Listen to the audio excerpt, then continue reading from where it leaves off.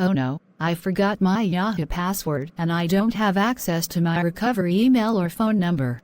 What should I do? Don't worry, Miss Green. I'm here to help you recover your Yahoo account without those backup options. Let's get started. First, head to the Yahoo Sign-In Helper page. You can find it by searching Yahoo Sign-In Helper or by going to Yahoo's official website and finding the recovery section. Okay, I'm on the Yahoo Sign-In Helper page. What next? Enter your Yahoo email address or phone number associated with your account. Even though you don't have access to these, you still need to enter them to start the process. I see options to receive a verification code, but I don't have access to my email or phone. In that case, select I don't have access to this email address or I don't have access to this phone number. Yahoo will then provide alternative recovery methods. What happens next? Yahoo might ask you to answer security questions if you've set them up. Provide your answers as best as you can. If you haven't set up security questions, Yahoo will guide you to an account recovery form. I'm filling out the recovery form now. What should I include?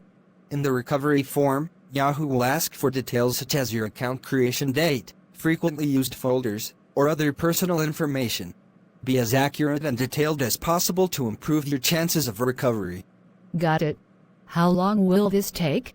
After you submit the form, Yahoo will review your request. This process can take a few days, so be patient. You'll receive an email from Yahoo with further instructions if your request is successful. If I can't verify my identity, what should I do? If you're unable to verify your identity, try the process again or contact Yahoo's customer support for more help. Great advice. How can I avoid this problem in the future?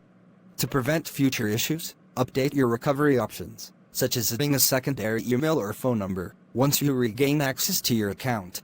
Thanks, Mr. David. This guide has been really helpful. If this guide helped you too, make sure to like and subscribe for more tech tips and tutorials. Got questions or need more help? Leave a comment below.